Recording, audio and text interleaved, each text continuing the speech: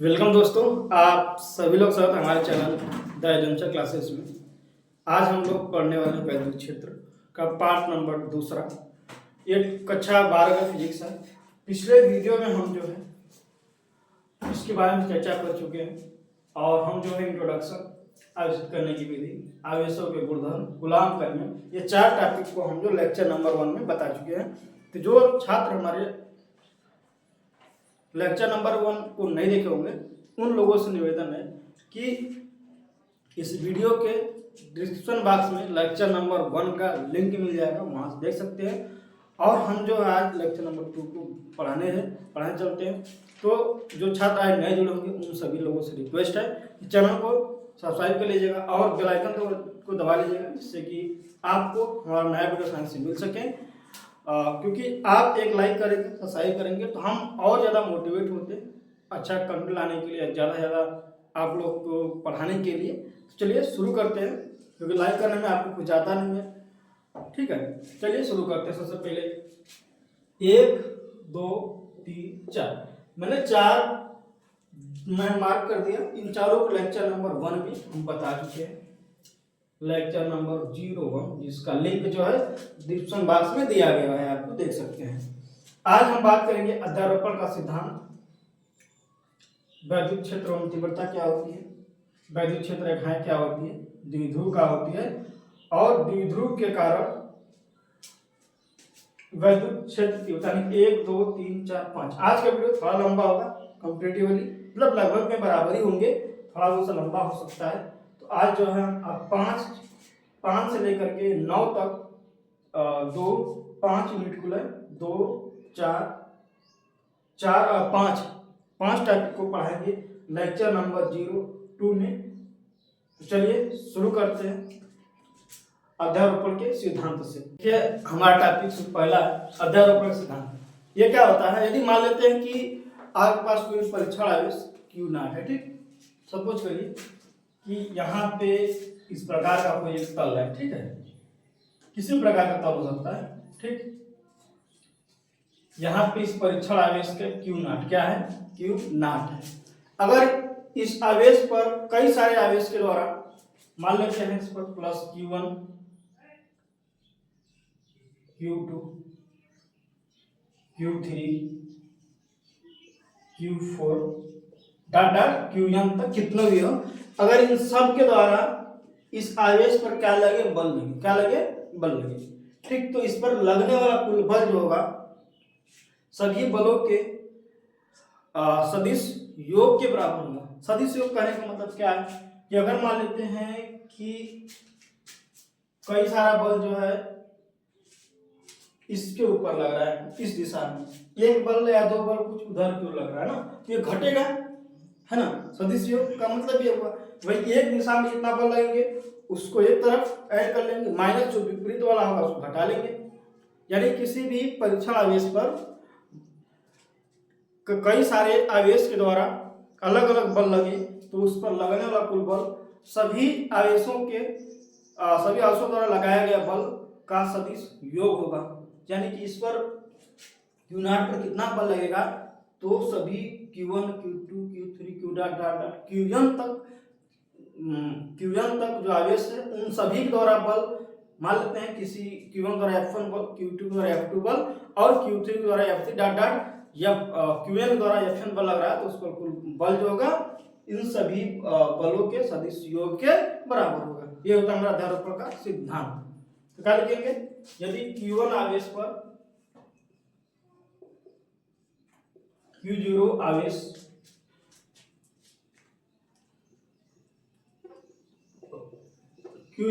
पर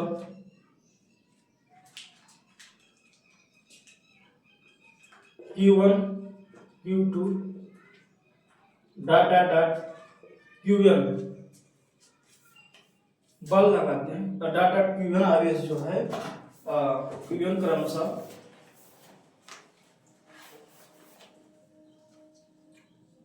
मान लेते हैं Q0, यदि Q0 आवेश पर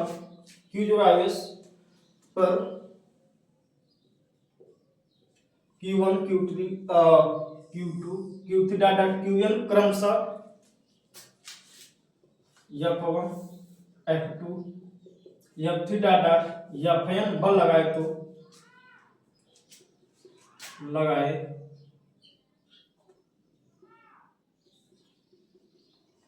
लगाता है या लगाए तो Q नॉट पर कार्य करने वाला परिणामी बल Q नॉट पर लगने वाला कुल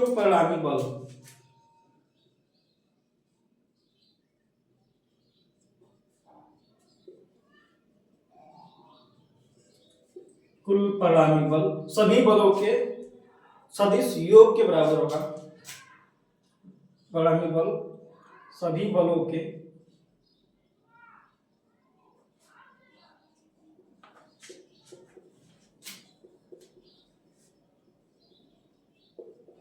सदिश योग के बराबर।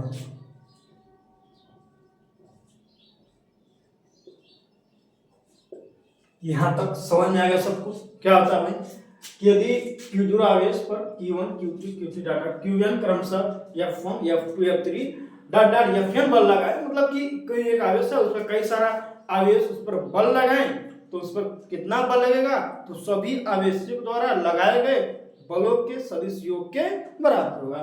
तो हम अगर ये लिख ले तो मान लेते हैं कि टोटल बल कैपिटल F है, तो कैपिटल F जो होगा F1 vector F2 vector plus F3 vector plus dot dot dot Fn vector के बराबर होगा।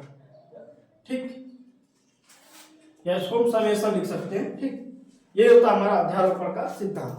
यहाँ तक किसी को दिक्कत नहीं होनी चाहिए। आगे देखते हैं हम लोग। अब देखिए हमारा अगला टॉपिक है वैद्युत क्षेत्र। तो वैद्युत क्षेत्र क्या होता है, जैसे मान लो कोई जैसे हम चुंबक की बात करें तो चुंबक आपको ज्यादा अच्छे से समझ में आएगा। जैसे आपने देखा होगा बचपन में, अभी भी देख रहे होंगे कि जो चुंबक होता है ना, तो चुंबक को हम जो रख देते हैं यहाँ पे, सपोज के लिए चुंबक रखा हुआ गोला सा, ठीक, जैसे ही उसके पास किसी वस्तु को ले जाता है ना, किसी वस्तु यानी कि लोहा, अब ऐसा नहीं कि प्लास्टिक लेगा तो घींच लेगा, ऐसा नहीं, जैसे लोहे या लोहे से बनी वस्तु को उसके पास ले आते हैं तो कुछ ऐसा जगह होता है कि उस पॉइंट के बाद फटाक से अपने तरफ खींच लेता है ना, जैसे यहाँ पे ले गए जैसे यहाँ पे जो हमारा सर्कल बना है, तो सर्कल के पास जैसे ये फटाक खींच लिया। ये सर्कल बनता नहीं है, ये हमारा काल्पनिक होता है ऐसा, ठीक, काल्पनिक वक्र होता है। ये रियल में होता है चुंबक ज्यादा वक्र है दिख रहा है, ये काल्पनिक वक्र होता है। ठीक, जैसे यहाँ पे ले गए फटाक से खींच लिया, यानी कि यहाँ तक उसका क्षेत्र है। क्या है? क्षेत्र है। उसी तरह विद्युत का भी क्षेत्र होता है। क्या होता है? विद्युत का क्षेत्र होता है। वहां पर चुंबक रखे तो यहाँ पर कोई एक मान लेते हैं कि कोई एक बड़ा आवेश रखा हुआ, कोई ज्यादा कूलाम का आवेश रखा हुआ, ज्यादा चार्ज उसका है। जैसे ही उसके क्षेत्र में ले गए किसी आवेश को तो उस पर बल लगने लगा। क्या लगने लगा? बल लगने लगा। ठीक, यानी कि हम ये बोल सकते हैं कि वैद्युत क्षेत्र के चारों ओर का वह क्षेत्र, या फिर कह सकते हैं किसी आवेश के चारों ओर का वह क्षेत्र जहां तक किसी अन्य आवेश को ले जाने को उसको क्या करता है, बल का अनुभव होता है, उसे हम लोग क्या बोलते हैं? वैद्युत क्षेत्र बोलेंगे। क्लियर हो गया? जैसे यहाँ पर कोई हमारा आवेश है, ठीक, कोई वैद्युत आवेश है, उसके चारों ओर का वह क्षेत्र जिसमें किसी आवेश को ले जाने पर उस आवेश को क्या लगेगा? बल का अनुभव हो। ठीक, जैसे बड़ा आवेश है, अब नहीं छोटा सा आवेश ले बड़ा ले जाना, नहीं, बड़ा आवेश होना चाहिए और उसका जो ले जाने वाला आवेश है वो क्या होना चाहिए? छोटा होना चाहिए। ठीक, तो उस पर एक बल लगेगा छोटा वाला आवेश पे, जिसको हम लोग क्या कहेंगे? जहां तक यहां तक बल है हमारा वैद्युत क्षेत्र है। जैसे इसके बाहर चला गया बल नहीं लग रहा है, वैद्युत क्षेत्र में नहीं है। ऐसा समझ बात? तो लिखना होगा तो कैसे लिखेंगे? किसी आवेश के चारों ओर का वह क्षेत्र,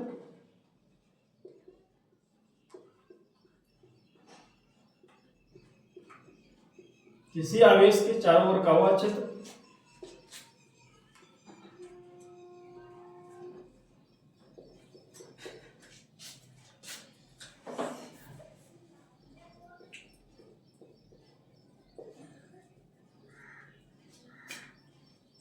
जिसमें किसी अन्य आवेश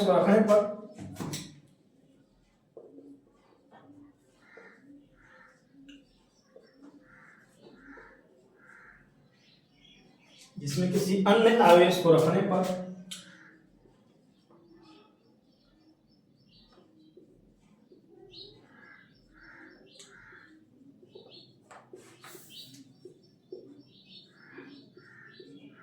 जिसमें किसी अन्य आवेश को रखने पर उस आवेश पर बल का अनुभव, आवेश को रखने पर उस पर एक बल का अनुभव, एक बल का अनुभव, ऐसा लगे कि उस पर एक बल काम कर रहा है, बल का अनुभव हो, उसे विद्युत क्षेत्र कहते हैं, उसे विद्युत क्षेत्र कहते हैं, विद्युत क्षेत्र कहते हैं, इलेक्ट्रिक फील्ड।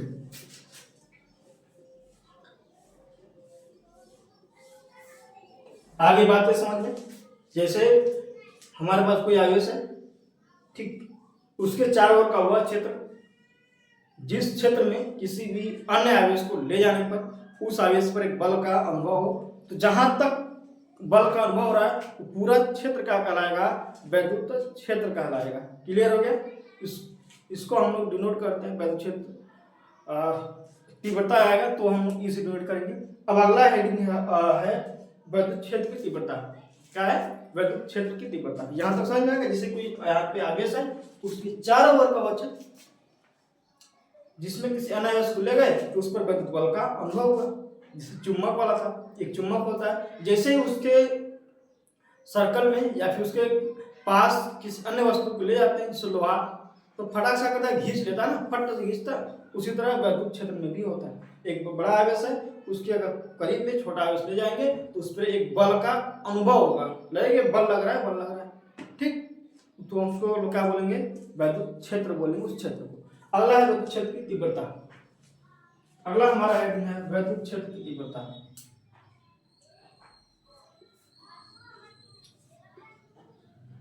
अगला हेडिंग है विद्युत क्षेत्र की तीव्रता। तीव्रता क्या होती है?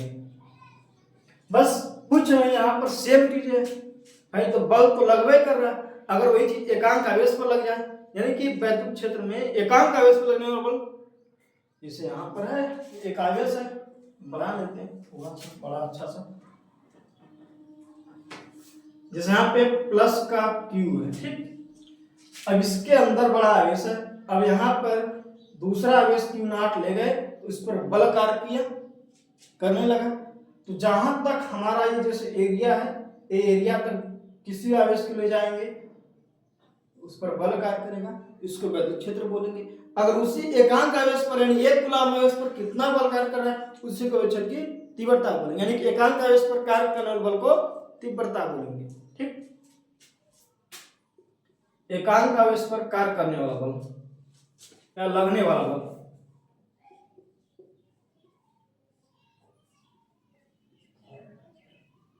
एकांक आवेश पर लगने वाले वैद्युत बल को वैद्युत क्षेत्र की तीव्रता कहते हैं।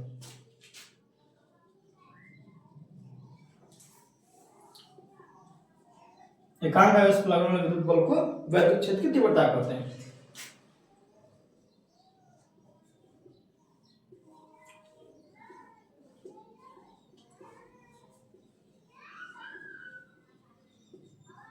अब इसको मात्रक उत्तर के बारे में बात करेंगे। अब वैद्युत क्षेत्र की तीव्रता को डिनोट करेंगे एचपी, डिनोट यानी कि दर्शाते हैं कैपिटल ई से। कैसे दर्शाते हैं? कैपिटल का ई से। तो क्या हो जाएगा, कैपिटल ई वेक्टर लिख लेते हैं। अब एकांक आवेश पर लगने वाला बल यानी कि आवेश से हमेशा भाग दे देंगे, तो E is equal to F बटा क्यू। क्या होता है? एफ बटा क्यू। वेक्टर लिख लेते हैं, वेक्टर फॉर्म में होता है। वेक्टर से लिख रहे हैं कि यह क्या होता है, सदिश राशि। क्या होता है? सदिश राशि होती है, क्योंकि यहाँ परिमाण और दिशा दोनों की जरूरत होती है। जैसे यहाँ पर देखिए क्या कहना चाह रहा है, इसे मान लेते हैं यहाँ पर जो है आवेश क्यू है, ठीक। अगर इसके अंदर हम प्लस आवेश ले जाएंगे, ठीक, तो समान प्रकृति होगा, तो क्या करेगा, बहादुर धक्का देगा। अगर माइनस आवेश लेके जाएंगे क्या करेगा, अपने आकर्षित करेगा, अट्रैक्ट करेगा। यानी कि वहां पे परिमाण तो मतलब भैया है भाई, किस बल से खींचेगा वो तो अलग केस है ना, कि 5 न्यूटन लगाएगा, मतलब कि 5 न्यूटन का बल आया, 10 न्यूटन का बल आया, कितना वो तो अलग बात है। लेकिन यहाँ पे दिशा ही मतलब है कि बाहर को धकेलेगा 5 न्यूटन से कि अंदर को धकेलेगा, तो वहां पर दिशा ही मतलब है, परिमाण और दिशा दोनों का महत्व है, इसलिए क्या है, सदिश राशि है, ठीक। यह क्या है, सदिश राशि है।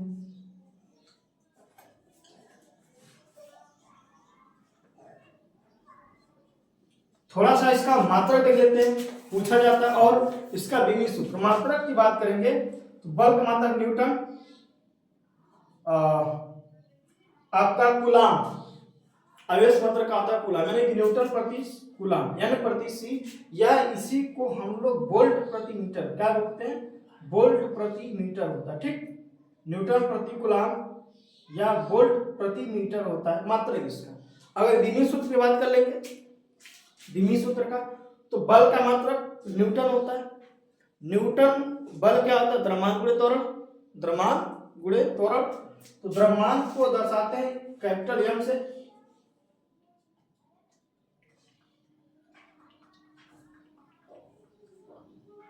द्रव्यमान को दर्शाते हैं कैपिटल एम से।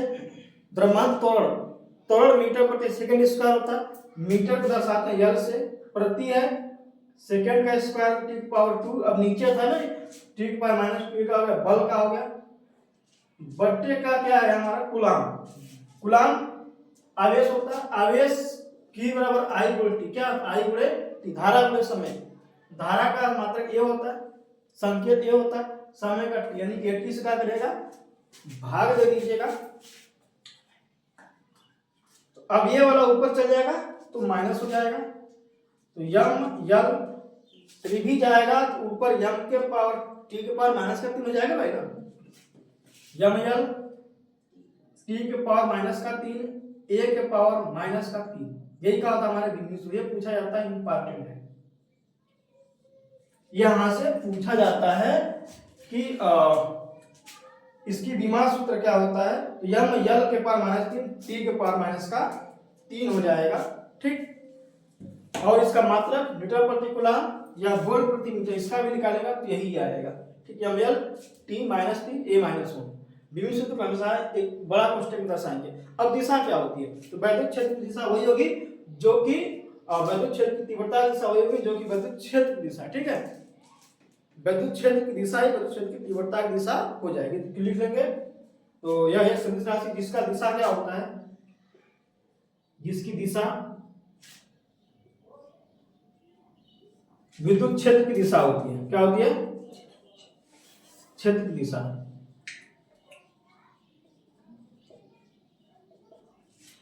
वैद्युत क्षेत्र की दिशा, जिसकी दिशा वैद्युत क्षेत्र की दिशा होती है। ठीक है, यानी कि जिधर वैद्युत क्षेत्र वही कहा जाएगी उधर साइड में वैद्युत क्षेत्र की तीव्रता की दिशा होगी। यहां तक समझ आ गया, ये पूछा जाता है, इंपॉर्टेंट है कि वैद्युत क्षेत्र की तीव्रता क्या होती है, मात्रक क्या होता है, अक्सर पूछा जाता है यहाँ पे 1 नंबर के ऑप्शनल क्वेश्चन में। क्लियर, अब आगे बढ़ते हैं। हम मान लेते हैं कोई बिंदु आवेश है, उसके कारण किसी अन्य बिंदु पर वैद्युत क्षेत्र की तीव्रता लिखा। मैं भी आपने वैद्युत क्षेत्र की तीव्रता क्या होती है, जैसे हमने गोला बना के दिखाया था। तो अगर मान लेते हैं कोई आवेश है, उसके कारण जो है किसी अन्य आवेश पर वैद्युत क्षेत्र की तीव्रता क्या होगी। मान लेते हैं यहाँ पे, माना जो है कोई आवेश Q, माना। अब स्थिर आवेश होना चाहिए भाई, क्योंकि हम लोग पढ़ रहे स्थिर गति की पढ़ रहे हैं ना, स्थिर वैद्युत गति की। सपोज करते हैं यहाँ पे +Q आवेश है, क्या है Q। ठीक, इससे r दूरी पे मानते हैं बिंदु P है, यहाँ पर आवेश का है +Q है, यहाँ पर मानते हैं बिंदु Q है, इस यहाँ से यहाँ तक की दूरी इस मान r है। यहाँ पर कोई परीक्षण आवेश रखा है Q0। सपोज करिए यहाँ पर कोई आवेश Q है, ठीक, उससे r दूरी पर कोई परीक्षण आवेश, परीक्षण का मतलब जिस पर हमको चेक करना है ना कि कितना उस पर बल लगेगा या तीव्रता कितनी होगी, उसकी गणना करनी है। ठीक, तो मान लेते हैं +Q आवेश से r दूरी पर बिंदु Q पर कोई बिंदु परीक्षण आवेश +Q0 रखा हुआ है, इस पर वैद्युत क्षेत्र की तीव्रता ज्ञात करें, तीव्रता कितनी होगी इसकी गणना करनी। तो माना +Q आवेश के कारण, माना लिख लेते, माना बिंदु P पर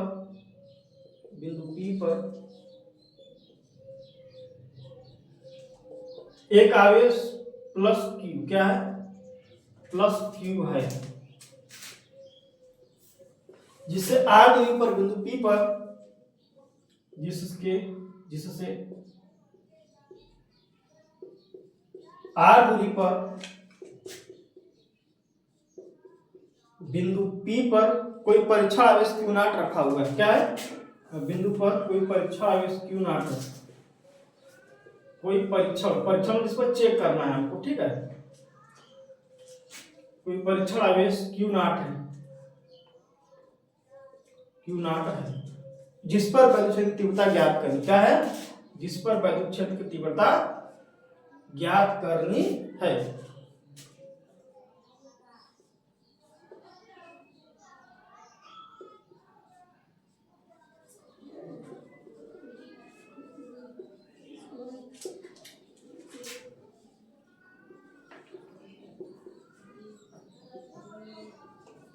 यहाँ तक क्लियर हो गया। अब मान लेते हैं यहाँ से, अब देखिए एक आवेश इधर हो गया, एक आवेश यहाँ, अब दो आवेश हो गए ना, किसी दूरी पर रखे हुए, तो दोनों के बीच में एक बल कार्य करेगा, जिसे कूलाम्ब का नियम होता है ना। तो कूलाम्ब नियम में क्या आती है, दो आवेश अगर एक दूसरे से कुछ दूरी पर रखे हुए तो दोनों आवेश पे एक बल कार्य करता है, इस बल को हम स्थिर वैद्युत बल बोलते हैं। और जो बल होता है दोनों आवेशों के गुणनफल के समानुपाती और उनके बीच की दूरी के वर्ग के बीच क्रमानुपाती होता है। तो वहां से क्या निकल गया था, यह प्रोपोर्शनल Q1 Q2 बटे R स्क्वायर। प्रोपोर्शनल को हटाए थे तो नियतांक आया था 1/4 पाई एक्सपेलन 0, ठीक, जहां एक्सपेलन की निर्वात की विद्युतशीलता था, जिसका मान होता है 8.85 × 10⁻⁻12 कूलाम्ब प्रति न्यूटन मीटर स्क्वायर। यहां तक तो देखा होगा आपने। तो अब लिख लेंगे, तो लिखेंगे प्लस Q के कारण Q नॉट लगने वाला बल, ठीक, प्लस Q आवेश के कारण परीक्षण आवेश Q नॉट पर लगने वाला बल।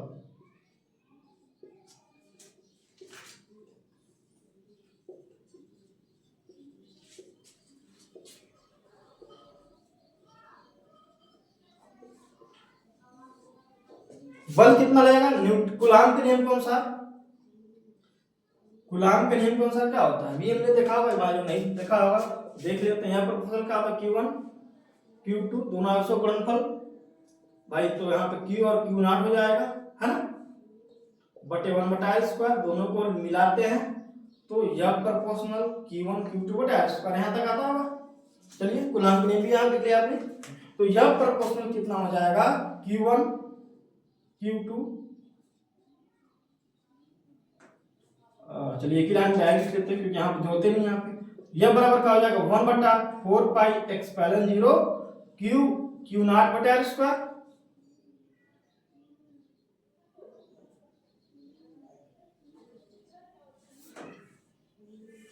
ठीक, ये होता है कूलाम्ब का नियम में, इसको हटाते हैं तो 1/4 पाई नियतांक आता है ना। अब ये तो हमारा इसके कारण बल कितना लग रहा है वो हो गया बात। अगर इसका हम जो है तीव्रता निकालें तो तीव्रता के लिए परिभाषा क्या पढ़ा था, तीव्रता के लिए हमें अभी क्या पढ़ा था, E = F बटे Q नॉट, F बटे Q नॉट पढ़े थे। तो E बराबर निकालना होगा, कैपिटल E बराबर 1/4 पाई एक्सपेलन 0 Q नॉट बटे R स्क्वायर में भाग किसको कर देंगे, Q नॉट का। ये बटा में है तो यहाँ जाएगा तो 1/4 के रूप में गुणा हो जाएगा ना भाई, तो ऊपर जाएगा तो 1/4 पाई एक्सपेलन 0 Q नॉट बटे R स्क्वायर गुणे 1/Q नॉट। ये Q नॉट है, ऊपर जाएगा तो अंश का हर का अंश हो जाता है, गुणा हो जाएगा, भाग का गुणा हो जाएगा, तो ये कट जाएगा। तो क्या निकल के आएगा, E बराबर 1/4 पाई एक्सपेलन 0 Q बटे R स्क्वायर। ये क्या होता है, किसी परीक्षण आवेश पर किसी बिंदु आवेश का किसी अन्य आवेश यानी परीक्षण आवेश पर लगने वाला वैद्युत क्षेत्र तीव्रता इतना होती है। अगर इसको हम जो है वेक्टर फॉर्म में लिखें, वेक्टर फॉर्म में लिखना होगा तो कैपिटल E को वेक्टर लिख लेंगे यहाँ पे, बस यहाँ पे वेक्टर लगा देंगे, कोई दिक्कत नहीं है। तो 1/4 पाई एक्सपेलन 0 वेक्टर Q बटे के R square vector into R cap, ठीक। ये क्या हो जाएगा हमारा सदिश रूप। अगर यहाँ से कभी कभी ग्राफ पूछ जाता है कि E और R के बीच में संबंध किस प्रकार का है, ग्राफ कैसा होगा, तो अगर देखा जाए यहाँ से तो E प्रोपोर्शनल 1/r स्क्वायर, क्योंकि 1/4 पाई एप्सिलॉन जीरो, इसका मान तो नियतांक है, बदलने वाला नहीं है। तो E प्रोपोर्शनल 1/r स्क्वायर क्या है,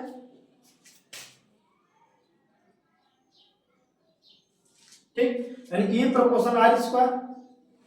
क्या मतलब, अगर R का मान थोड़ा सा क्या करेंगे, बढ़ाएंगे, तो E का मान ज्यादा से घट जाएगा ना, जैसे जैसे दूरी बढ़ जाएंगे क्या होगी, तीव्रता घटती जाएगी। तो अगर ग्राफ बनाएंगे तो इस प्रकार ग्राफ आता है कि इधर R लिख लेते हैं, इधर E वेक्टर, इधर R वेक्टर, ठीक। जैसे जैसे R बढ़ाएंगे तो R बढ़ाएंगे, वैसे वैसे क्या होगी, तीव्रता घटती जाएगी। कभी कभी ग्राफ पूछ लिया जाता है, ये और R के बीच ग्राफ क्या होगा, विद्युत क्षेत्र की तीव्रता में। यहाँ तक सबको समझ में आ गया होगा, किसी को कोई दिक्कत नहीं होनी चाहिए। चलिए आगे बढ़ते हैं, क्योंकि थोड़ा सा नीचे ध्यान नहीं दिख रहा था। ये प्रोपोर्शनल 1/4 पाई एक्सप्लेन जीरो क्यू बटा स्क्वायर है, तो अगर 1/4 पाई एक्सप्लेन जीरो नियतांक बदलने वाला नहीं है, तो अगर ये देखा जाए तो सीधा प्रोपोर्शनल किसके, 1/r स्क्वायर के।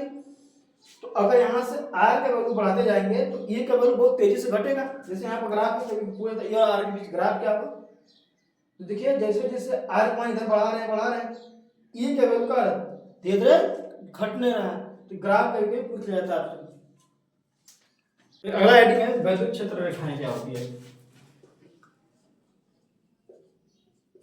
अभी आपने देखा विद्युत क्षेत्र क्या होता है, ठीक। अब अगला हेडिंग है तीव्रता देख लिया आपने। अब देखेंगे विद्युत क्षेत्र रेखाएं क्या होती है। विद्युत क्षेत्र रेखाएं ये कोई बड़ी बात नहीं है, मतलब विशेष चीज नहीं, लेकिन समझना बहुत, जिससे कि समझ करिए। यहाँ पर कोई आवेश रखा हुआ था, यहाँ पर कोई परीक्षण आवेश क्यू नॉट था, यहाँ पर परीक्षण आवेश कोई आवेश क्यू था।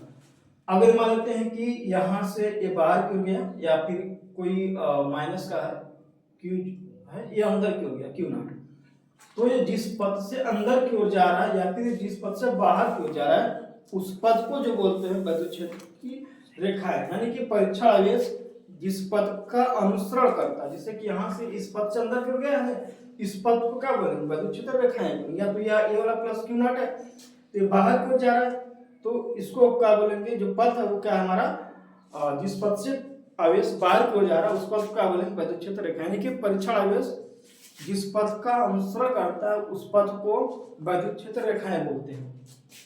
लिखेंगे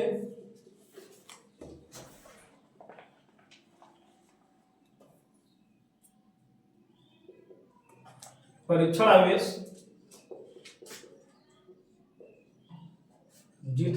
जिस पथ का अनुसरण करता है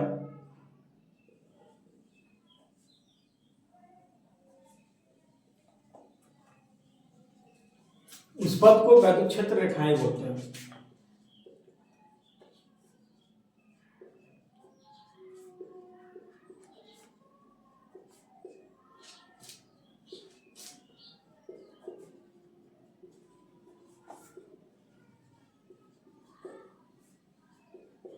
उस पथ को विद्युत क्षेत्र रेखाएं कहते हैं। क्लियर हो गया होगा। चलिए आगे देखते हैं। थोड़ा सा विद्युत क्षेत्र रेखाओं के गुणधर्म की बात करेंगे। तो विद्युत क्षेत्र के गुणधर्म क्या हो रेखाओं के, जैसे यहाँ पर छड़ा है, ठीक है। अगर यहाँ पर हम विद्युत क्षेत्र के अंदर प्लस क्यू आवेश का ले जाएंगे, धन आवेश ले जाएंगे, तो विद्युत क्षेत्र रेखाएं बाहर क्या हो जाएगी, बाहर की होगी। अगर यहाँ पे माइनस आवेश ले जाएंगे तो क्षेत्र की दिशा क्या होगी, अंदर की होगी। उसके बाद से प्लस आवेश रेखाएं कहाँ चलती है, विद्युत आवेश कैसे चलेगा, प्लस आवेश से माइनस आवेश की ओर चलता है, ठीक।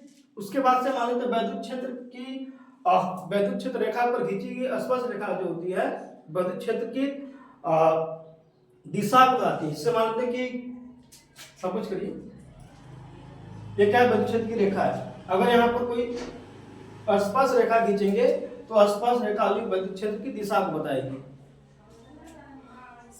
ठीक। उसके बाद से विद्युत क्षेत्र जो है, विद्युत क्षेत्र रेखाएं कभी भी जो होती है एक दूसरे को काटती नहीं है, और जो है विद्युत रेखाएं बंद लूप नहीं बनाती है, बंद लूप नहीं बनाएंगी, काटेगी नहीं। काटने का मतलब ये होता है कि एक ही बिंदु पर दो दिशाएं हो गया, जो कि संभव नहीं है। यानी कि विद्युत क्षेत्र रेखा की दिशा अद्वितीय होती है, यानी कि दो नहीं हो सकती है। क्लियर। अब हम लोग इसको लिख कर समझेंगे। उसके बाद से जितना ज्यादा वैद्युत क्षेत्र रेखाओं की संख्या होगी उतना ज्यादा काल्पनिक क्षेत्र की तीव्रता, यानी कि वैद्युत क्षेत्र की रेखाएं सीधे से प्रोपोर्शनल किसको तीव्रता, यानी जितना ज्यादा क्षेत्र की तीव्रता होगी उतना ही ज्यादा वहां से वैद्युत क्षेत्र की वैद्युत क्षेत्र रेखाएं निकलेगी। देखिए वैद्युत क्षेत्र रेखाओं के गुणधर्म मैंने बताया था। वैद्युत क्षेत्र रेखाएं धन आवेश के लिए बाहर की ओर और ऋण आवेश के लिए अंदर की ओर होती है। वैद्युत क्षेत्र रेखाएं धन आवेश से ऋण आवेश की ओर जाती है। उसके वैद्युत क्षेत्र रेखाएं पर खींची गई स्पर्श रेखा विद्युत क्षेत्र की दिशा का, अगर विद्युत क्षेत्र के स्पर्श रेखा क्षेत्र पर हम कोई स्पर्श रेखा खींचेंगे तो विद्युत क्षेत्र की दिशा को बताएगी।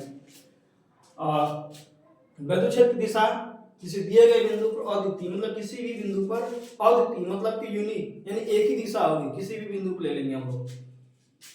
वैद्युत क्षेत्र रेखाएं कभी भी एक दूसरे को काट नहीं सकती, क्योंकि ऐसा होगा तो एक ही बिंदु पर दो दिशाएं हो जाएंगी, जो कि संभव नहीं है। अगर काट रही है यानी एक ही बिंदु पर दो दिशा, और उसके ऊपर कहा है कि किसी विद्युत रेखा की जो है एक ही दिशा होगी, यानी कभी काट नहीं सकती है। एक समान आवेशित चालक सतह पर वैद्युत क्षेत्र रेखाएं परस्पर लंबवत होंगी। अगर एक समान रूप से आवेशित चालक है उस पर वैद्युत क्षेत्र रेखाएं जो होंगी परस्पर लंबवत होंगी। चालक के भीतर कोई भी वैद्युत क्षेत्र रेखा नहीं होती, जो भी होती है बाहर होती है। वैद्युत क्षेत्र कभी भी बंद लूप नहीं, क्या ये कभी बंद लूप नहीं बनाता है। उसके बाद से वैद्युत क्षेत्र की तीव्रता सीधा प्रोपोर्शनल होता है वैद्युत क्षेत्र रेखाओं की, यानी कि वैद्युत क्षेत्र रेखा की संख्या बढ़ाएंगे तो वैद्युत क्षेत्र की तीव्रता का मान होगा धीरे धीरे बढ़ने लगेगा, यानी कि जितना ज्यादा रेखाओं की संख्या होगी उतना ज्यादा उसकी तीव्रता होगी। क्लियर हो गया? अब आगे बढ़ते हैं। पहला हेडिंग है वैद्युत द्विध्रुव। अब वैद्युत द्विध्रुव क्या होता है? वैद्युत द्विध्रुव कोई अलग से कोई चीज नहीं है, जिससे एक क्या है कि मान लेते हैं कोई आवेश है, ठीक, वह वैद्युत द्विध्रुव वह सामंजस्य वह स्थिति है जिसमें कि दो विपरीत प्रकृति के आवेश कुछ एक दूसरे से कुछ दूरी पर रखे हुए होते हैं। यानी कि ये कर सकते हैं द्विध्रुव दो समान परिणाम किंतु विपरीत आवेश के विपरीत प्रकृति के आवेश एक दूसरे से कुछ दूरी पर रखे होते हैं। इस स्थिति को हम लोग क्या बोलते हैं? द्विध्रुव बोलते हैं। क्या मतलब द्विध्रुव? मतलब दो ध्रुव होना चाहिए। जैसे सपोज करिए कि एक H+ यहाँ पर है और दूसरा Cl- है, ये क्या है? ये स्थिति है, एक रखे हुए दो समान है लेकिन विपरीत प्रकृति के आवेश है। तो क्योंकि यहाँ पर एक आवेश यहाँ पर भी एक आवेश है Cl-, यहाँ पर Cl-, तो क्या होता है? वैद्युत द्विध्रुव दो समान परिणाम एवं विपरीत आवेश के विपरीत प्रकृति के आवेश एक दूसरे के से करीब में या पास में रखे हुए इस सिस्टम को या फिर सामान्य स्थिति को हम लोग क्या बोलते हैं, या निकाय को वैद्युत द्विध्रुव बोला जाता है। ठीक, तो लिखेंगे कैसे? वैद्युत द्विध्रुव यानी इलेक्ट्रिक डाइपोल, वैद्युत द्विध्रुव।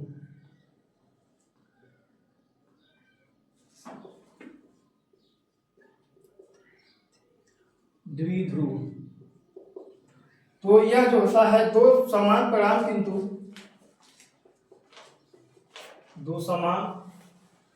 किंतु विपरीत प्रकृति के, दो समान परिणाम किंतु विपरीत प्रकृति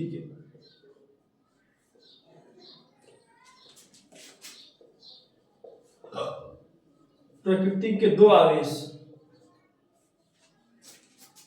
विपरीत प्रकृति के दो आवेश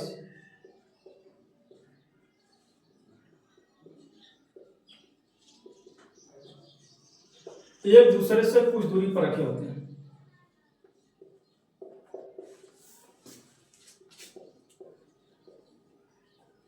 तो क्यों? तो इस स्थिति को हम लोग क्या बोलते हैं? तो उस निकाय को या स्थिति को क्या बोलते हैं? द्विध्रुव बोलते हैं। तो उस निकाय को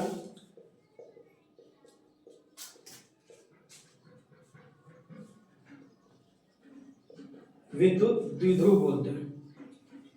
उस निकाय को विद्युत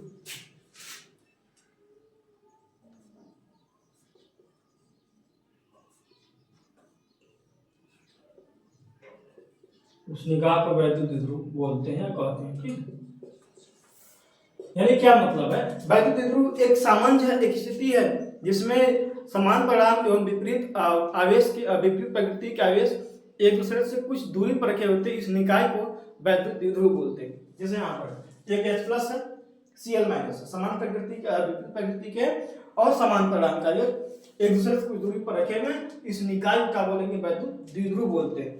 अब आती है वैद्युत द्विध्रुव आघूर्ण क्या होता है। वैद्युत द्विध्रुव आघूर्ण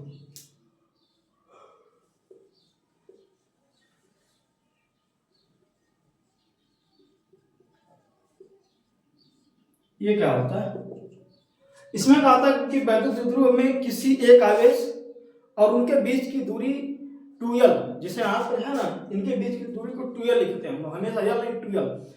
तो किसी एक आवेश और उनके बीच की दूरी 2l के गुणनफल को हम लोग वैद्युत द्विध्रुव आघूर्ण बोलते हैं। ठीक, क्या बोलेंगे, द्विध्रुव में किसी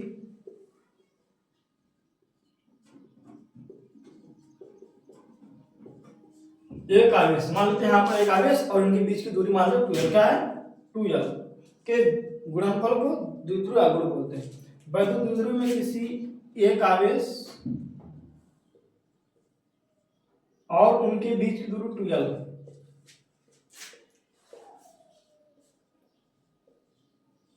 और उनके बीच की दूरी 2l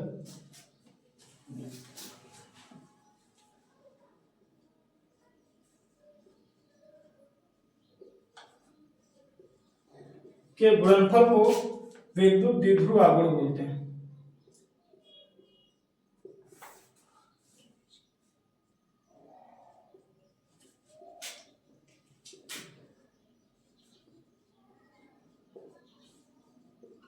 क्लियर।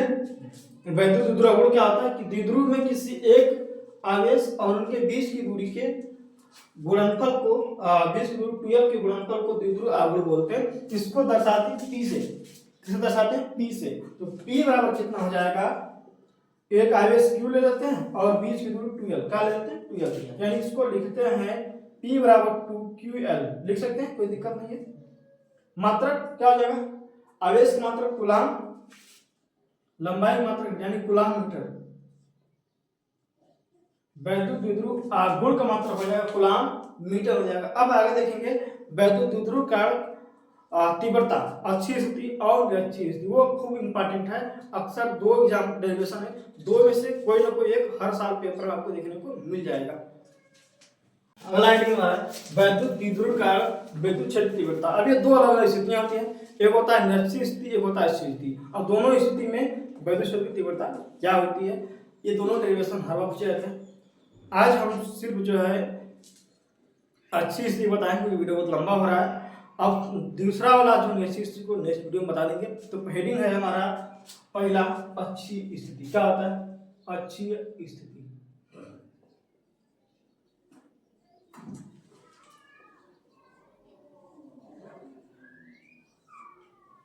अच्छी स्थिति मतलब अक्ष में, जैसे द्विध्रुव रखा है उसी के अक्ष में, ठीक है। वैद्युत द्विध्रुव के कारण अच्छी स्थिति में वैद्युत क्षेत्र तीव्रता।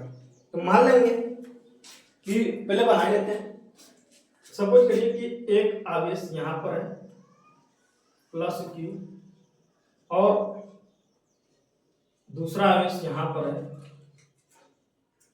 बड़ा मान प्लस Q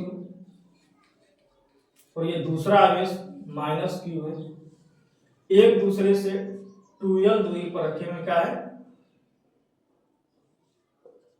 एक दूसरे से 2l दूरी पर रखे हुए हैं और इससे r दूरी पर कोई बिंदु मान लेते हैं P है, क्या है बिंदु P है, जिस पर परीक्षण आवेश Q नॉट रखा है, क्या है इसको Q मिला लेते हैं, Q1 Q2 मान लेते हैं, चाहे Q लिख लेते हैं, कोई दिक्कत नहीं, Q है प्लस Q माइनस Q, ठीक है। प्लस का सिर्फ बिंदु P से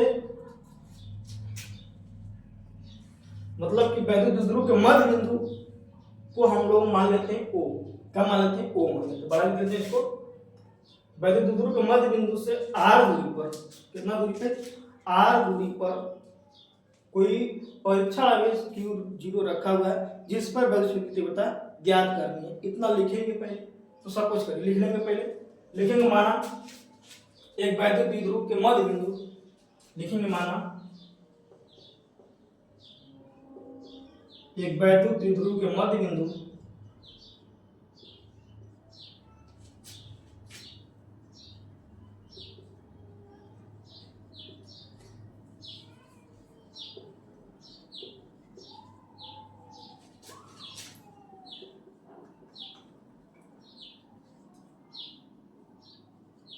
माना एक वैद्युत द्विध्रुव के मध्य बिंदु O से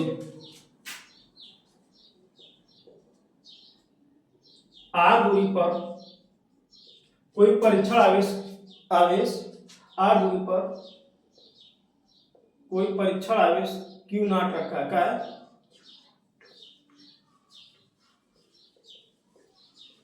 परीक्षण आवेश Q नॉट रखा है, जिस पर जो है तीव्रता ज्ञात है, जिस पर जो है बल क्षेत्र की तीव्रता ज्ञात कितना लिखना पड़ेगा, जिस पर वैद्युत क्षेत्र की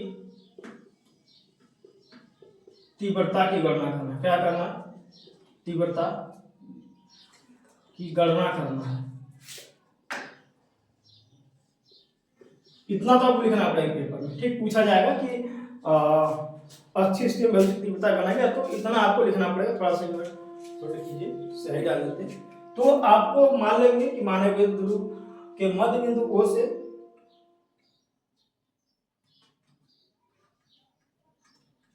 r दूरी पर कोई परीक्षण आवेश Q जो रखा हुआ है, जिस पर वैद्युत क्षेत्र की तीव्रता ज्ञात करनी है। तो हम लोग बना लेंगे फिगर, जैसे यहाँ मैंने बनाया।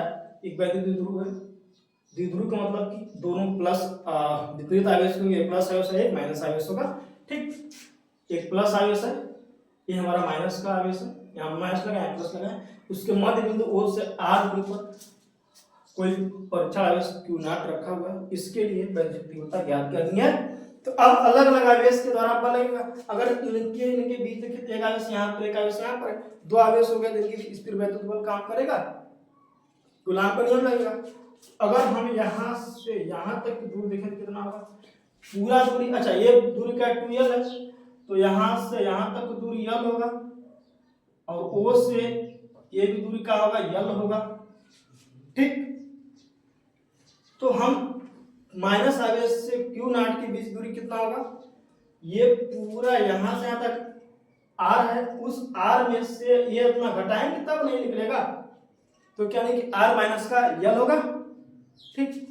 तो हम Q नॉट से माइनस Q से Q नॉट के बीच की दूरी r माइनस का l होगा, क्लियर। इसके कारण भी बल लगेगा, और अब इसके कारण भी तो बल लगेगा जो इधर वाला। अब बल दो आवेश, एक आवेश से हो गया, एक आवेश से हो गया, इनके बीच भी इनके बल लगेगा। अब इनके बीच दूरी का निकालना पड़ेगा, क्योंकि दो आवेश हो गए, बीच दूरी से कूलॉम नियम लग जाएगा। अब यहाँ से यहाँ तक दूरी कितना, देखिए यहाँ तक ये पूरा दूरी r है, बाकी यहाँ से यहाँ तक एक्स्ट्रा चल रहा है, यहाँ से यहाँ तक दूरी क्या है, l है, तो पूरा दूरी, ये दूरी r प्लस ये दूरी l, यानी पूरी दूरी कितना r प्लस l बना लेंगे। ये दूरी कितना है, r प्लस l, क्या है, आपको फिगर इतना बनाना पड़ेगा, ठीक। अब इसके कारण लिखेंगे बल ना, लिखेंगे माइनस Q। अच्छा एक चीज और है, ध्यान दीजिएगा। अब माइनस Q आवेश का तीव्रता अंदर की होगी, यही देखा हमने गुणधर्म में, तीव्रता अंदर की होगी, और प्लस Q आवेश का तीव्रता बाहर की, यानी कि इसके कारण तीव्रता, थोड़ा सा एक और फिगर बना लेते हैं, समझने का प्रयास कीजिएगा थोड़ा सा, फिर मिटा देंगे। सपोज करिए माइनस प्लस Q और माइनस Q, यहाँ पर क्या है, प्लस Q नॉट रखा गया। तो अब इसके कारण जो होगा माइनस Q, अब इस कारण मान लेते हैं तीव्रता E1, तो इसके कारण द्विध्रुव के अंदर की होगा, और प्लस Q के कारण E2 मान लेते हैं, तो इसके कारण तीव्रता बाहर की होगी गुणधर्म के अनुसार, इसके कारण तीव्रता E2 मान लेते, तो यहाँ इसकी दिशा क्या होगी, बाहर की होगी। तो हम निकाल लेते हैं, E1 निकाल लेते, तो लिखेंगे माइनस Q आवेश के कारण तीव्रता, अरे तीव्रता नहीं, बल निकालेंगे, फिर तीव्रता निकालेंगे, वहां से माइनस Q आवेश के कारण परीक्षण आवेश क्यू नॉट पर लगने वाला बल। ठीक, लिखेंगे माइनस क्यू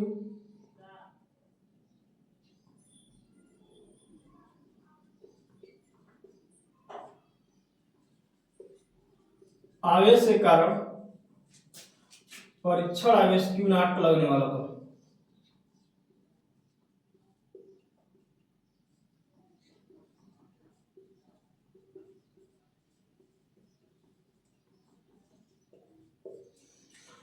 बल F1। अब यहां से यहां तक की दो आवेश हो गए, इनके बीच की दूरी r माइनस एल है। तो कूलॉम के नियम के अनुसार 1/4 पाई एप्सिलॉन 0 Q1 Q2 बटे r स्क्वायर। ठीक, कितना हो जाएगा 1/4 पाई एप्सिलॉन 0 Q नॉट बटे r माइनस एल का होल स्क्वायर होगा डायरेक्ट। ठीक, अब इस पर तीव्रता निकालेंगे। तीव्रता निकालिएगा, तीव्रता कितना हो जाएगा, तीव्रता की बात करिएगा, तीव्रता E इक्वल टू F बटा Q होता है, F बटा Q नॉट होगा,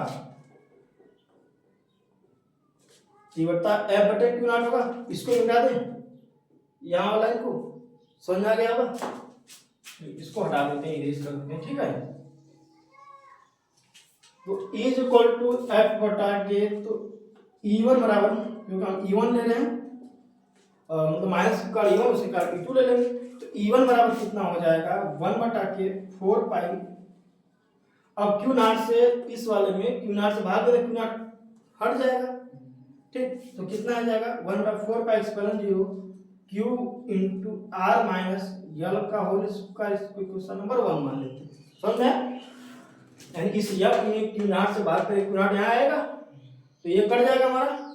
ठीक, तो 1/4 पाई एप्सिलॉन 0 Q बटे R माइनस एल का होल स्क्वायर, ये क्या हो गया हमारा क्वेश्चन नंबर 1, मतलब कि E1 का तीव्रता। ठीक, समझ में आ गया होगा। अब यहाँ पर जैसे F है, इसमें Q नॉट से भाग करिएगा तो क्या हो जाएगा, देखिए मान लीजिए नहीं समझ में, सपोज कर लेते हैं मेरा कितना लगे सही 1/4 पाई एप्सिलॉन 0 Q नॉट बटे R माइनस एल का होल स्क्वायर बटे Q नॉट। अब ये बटा में ऊपर जाएगा और भाग में ऊपर जाएगा, गुणा हो जाएगा, तो गुणा अंश का हो जाएगा, यानी इसको लिख सकते हैं 1/Q नॉट। इसको मिटा दें, Q नॉट से Q नॉट कैंसिल, तो Q बटा R माइनस एल का होल स्क्वायर बचेगा। इसको क्वेश्चन नंबर 1 मान लेते हैं। ठीक, अब लिखेंगे प्लस Q आवेश का, हम डायरेक्ट तीव्रता लिख लें, चलिए लिख लेते हैं प्लस Q आवेश के कारण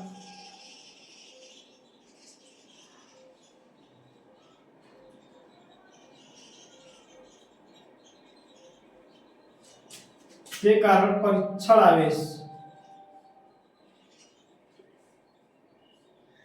आवेश पर बल लगने वाला बल। अब परीक्षण उसमें कितना बल लगेगा, तो यहाँ पर F2 मान लेंगे, तो वहां पर 1/4 पाई एप्सिलॉन 0 Q यहाँ पर भी है Q नॉट बटे R प्लस एल का होल स्क्वायर हो जाएगा।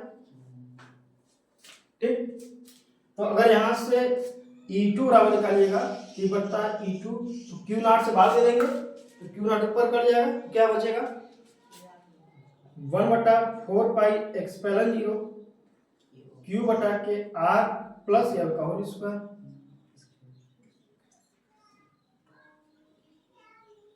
ठीक, अब देखिए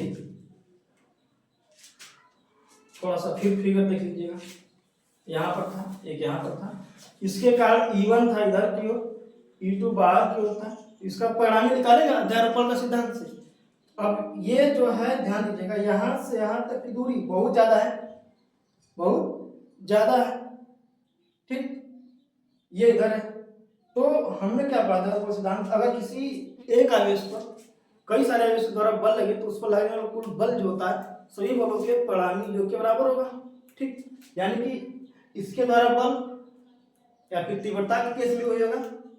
ठीक, अगर किसी परीक्षण पर कितना तीव्रता लगेगा तो उस पर सभी बलों के एक बराबर होगा, यानी इसके द्वारा तीव्रता प्लस इनके द्वारा तीव्रता E equal to E1 plus E2 हो जाएगा।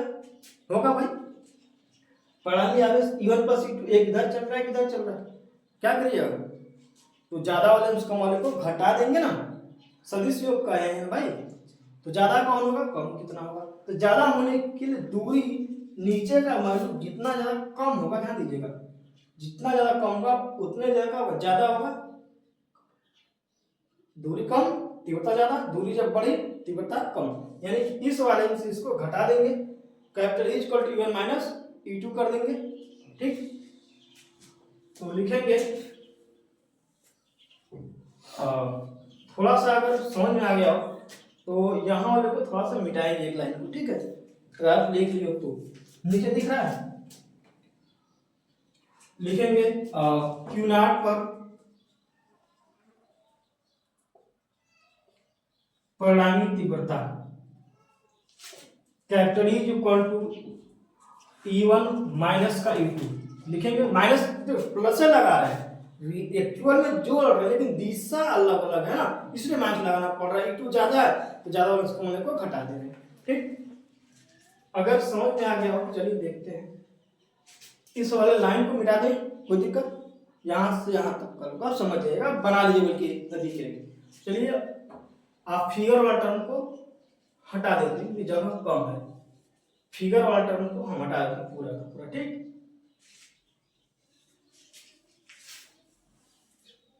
फिगर नहीं हटा तो नहीं बन पाता हमारे यहाँ। चलिए देखिए, अब जोड़िएगा तो कैपिटल E बराबर हो जाएगा 1/4 पाई एक्सपेलन 0 Q बटा के R माइनस L का होल स्क्वायर माइनस 1/4 पाई Q बटा R प्लस L का होल स्क्वायर। ठीक, अगर कॉमन देखा जाए थोड़ा सा तो 1/4 पाई एक्सपेलन 0 दोनों में कॉमन है। ठीक, Q भी कॉमन है, Q भी का है कॉमन है ना, क्या बचेगा यहाँ पे 1/r माइनस L का whole square plus 1/r plus L का होल स्क्वायर, ये बचेगा, स्क्वायर कर लेंगे है ना, इसका गुणा यहाँ कर लेंगे, इसका गुणा यहाँ कर लेंगे या एलसीएम निकाल लेंगे। ठीक, तो क्या आएगा Q/4 पाई एक्सपेलन 0, इसका गुणा यहाँ कर लेंगे R प्लस L का होल स्क्वायर, क्रॉस मल्टीप्लिकेशन, उसको बटरफ्लाई मेथड बोलते हैं, इसका गुणा यहाँ, इनका गुणा यहाँ, बाकी नीचे इन दोनों का गुणा यहाँ हो जाएगा। ठीक, R प्लस L का होल स्क्वायर यानी A प्लस B का whole square, A square B square plus 2AB, direct लिख लेंगे R square plus L square plus 2LR plus यहाँ कर लेंगे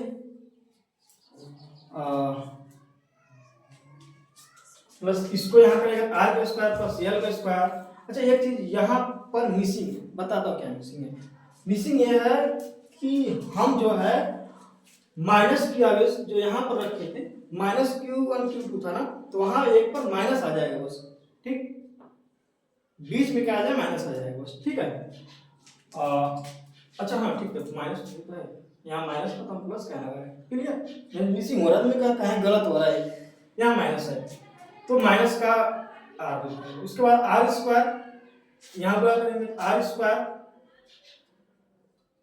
प्लस L स्क्वायर माइनस का 2LR, A square B square plus 2B बटा A minus B का whole square, यानी A square है पूरा को A मान ले, इस पूरा को B मान ले, तो A स्क्वायर B स्क्वायर क्या आ जाएगा, A स्क्वायर माइनस का B स्क्वायर, वर्गांतर का फार्मूला है, ये पद के A माइनस B है, वर्ग को हटा दिए कुछ समय के लिए, यानी कि A स्क्वायर अगर हम वर्ग को हटा दें या तो गुणा कर ले, देखा जाएगा तो क्या है, देखिए थोड़ा सा समझने का प्रयास कीजिए। तो A plus B A minus B, देखिए A प्लस बी पूरा को स्क्वायर में प्लस मान ले, इसको प्लस ही मान ले, A plus B A minus B, A plus B A square minus का बी स्क्वायर होता है, A स्क्वायर माइनस का बी स्क्वायर, यानी कि सीधा सीधा हम लिख लेते हैं R square minus L square का होल स्क्वायर, ठीक, A square minus B square.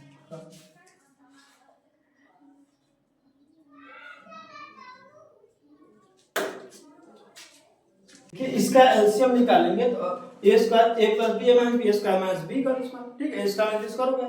अब देखिए अगर हम यहाँ पर कोष्ट खोलेंगे, पास नीचे कर लेते हैं इसको, ई बराबर क्यू बटा के 4 पाई एक्सपेलन 0, ठीक, R square plus L square plus 2 L are.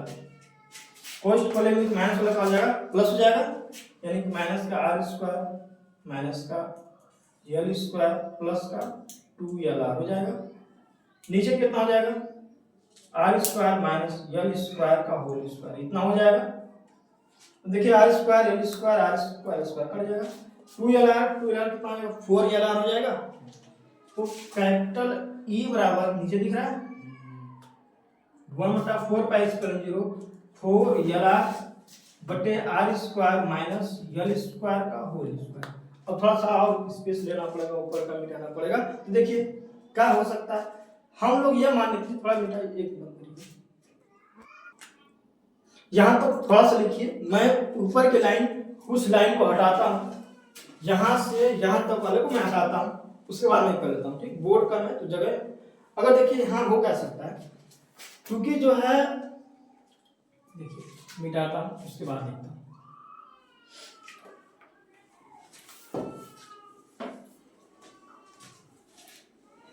आप इसको लिख लीजिएगा, देखिए क्या था, यहां पर एक टर्म है ना, जो मैंने ग्राफ बनाया था, चित्र बनाया था, इस प्रकार से था, ठीक है, और परीक्षण आवेश यहाँ पर था आर दूरी पर। हम ये मान लें कि आर का वैल्यू बहुत बड़ा है, बिंदु छोटा सा है, दूरी पर कोई आवेश रखा हुआ है, हम ये मान लें कि आर का मान बहुत ज्यादा बड़ा है एल से, तो आर यल जो हो जाएगा लगभग 90 हो जाएगा। होगा यदि लिख लें यहाँ पे, यदि आर ग्रेटर देन एल, तो ए मान लगभग 0, यानी कि नीचे वाला क्या हो जाएगा आर पावर 4 हो जाएगा। तो क्या होगा, तो होगा ये कि ई बराबर, अच्छा 2 को 2QL लिख सकते हैं, देखिए 2QL की जगह पे 2QL किसके बराबर होता है, पी के, चलिए लिख लेता हूँ इसको, 2 को तोड़ लेता हूँ, 2 इंटू 4 को 2 इंटू 2 कर ले, Q इंटू L कर ले, लिख सकते हैं 4QL लिख सकते हैं ऐसा, इंटू आर कर दे एक साइड में बटे के 1/4 पाई एक्सपेलन 0 अलग है, यहाँ पे क्या है डायरेक्ट आर पावर 4 आ जाएगा, तो स्क्वायर करेंगे आर पावर 4, एल लगभग लगभग हो जाएगा, आर पावर 4 से आर शेयर कर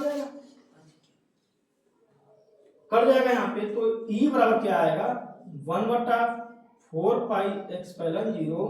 अब देखिए 2 द्विध्रुव की परिभाषा कितना होता है, आगुण, पी बराबर क्या होता है 2QL, द्विध्रुव के आगुण की परिभाषा से पी बराबर क्या होता है 2Q गुणा L, किसी एक आवेश और उनके बीच की दूरी 2L के गुणनफल बराबर होता है द्विध्रुव का आगुण।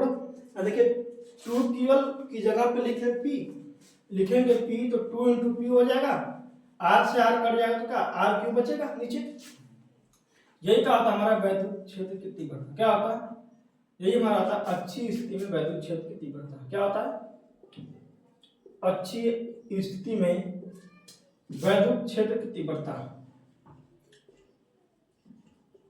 डेरिवेशन बहुत इंपॉर्टेंट, हर बार पूछा जाता है, जान लीजिए बहुत ज्यादा इंपॉर्टेंट, हर बार किसी न किसी सेट में जरूर देखने को मिल जाता है। यही क्या होता है वैद्युत क्षेत्र तीव्रता अच्छी स्थिति के लिए इतना ही डेरिवेशन करना पड़ता है, इसको 1/4 पाई एक्सपेलन 0 2p बटे r, यदि इतना डेरिवेशन कर लेंगे आपको 5 नंबर जरूर मिल जाएगा। तो बस आज के लिए इतना ही, मैं हमको उम्मीद होगा कि आप लोग को अच्छा समझ में आ गया होगा, जो भी छात्र पूरा देखा होगा और पहला वीडियो देख लीजिएगा जिससे आपका बेसिक क्लियर हो जाएगा। यदि आप जो है नए देख रहे होंगे आज तो चैनल को एक बार फिर से बोल रहा हूँ सब्सक्राइब कर दीजिएगा और बेल आइकन को दबा लीजिएगा, जिससे कि हमारा नया वीडियो आसानी से मिल सके। चलते हैं, थैंक यू, बेस्ट आप लोग, धन्यवाद।